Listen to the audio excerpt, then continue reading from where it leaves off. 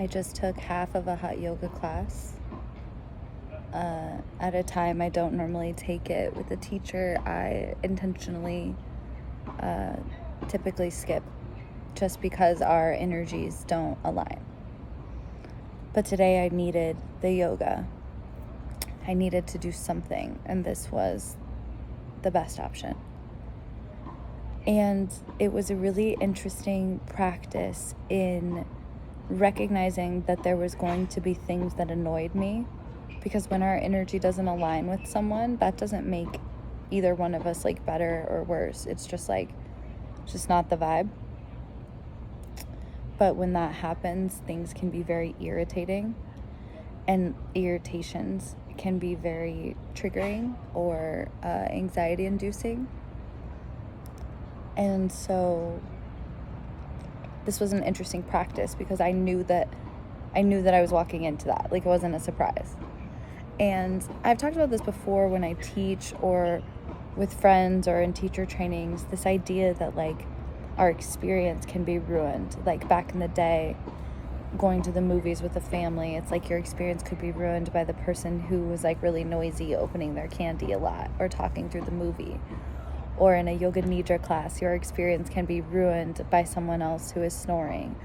Or your experience can be ruined at a concert if it was hard for you to see. Or there's all these little ways that we let someone else's behavior ruin our experience. And I just think that's bullshit.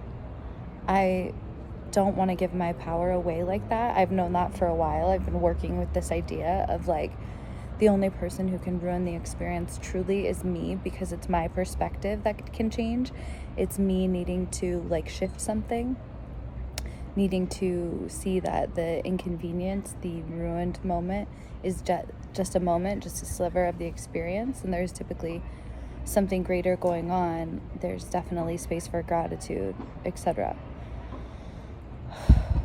But what I've been learning as I've been really dealing with my nervous system is that when our nervous system is in fight or flight mode, anything can feel like it's like ruining our experience, because like we're barely having the experience ourselves. Like it's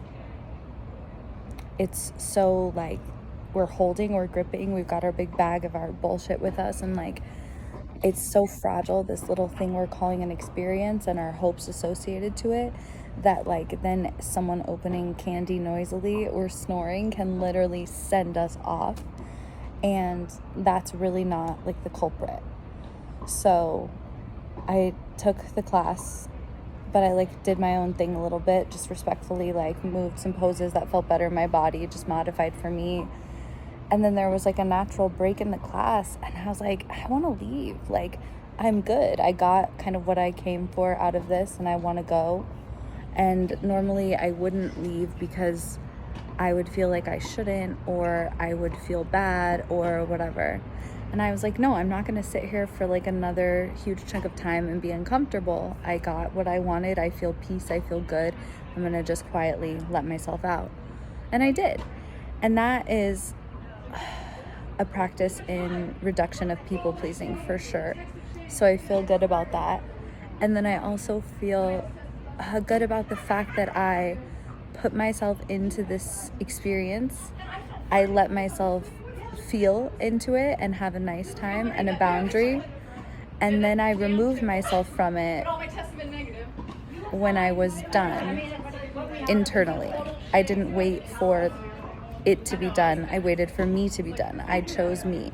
I am practicing calming my nervous system. I had to practice having like a love, only permeable by love, like bubble around myself during practice, so certain things wouldn't annoy me. It was really like a beautiful exercise in showing up for myself, in honoring my body and my practice where it was, in not thinking or being concerned about anybody else's perception of me, and in not letting myself be rattled, not letting this energy I don't connect with ruin my experience, because I'm in control of my experience. And so I made it a good experience. I excused myself. I got some ice. I came and sat out here and talked to you, staring into the sunlight. And that's what this hour needed to be about, more than it needed to be about like the fiercest practice of my life or doing all the plank holds.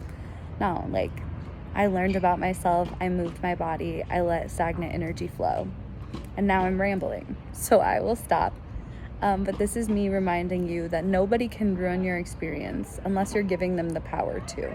And so as we start to feel safe in ourselves, as we start to feel like we are this okay space of love and even keeledness, we can stop giving that power away. We can control just that we are going to honor our bodies, honor our needs, honor our boundaries, not do things to people please or for our ego.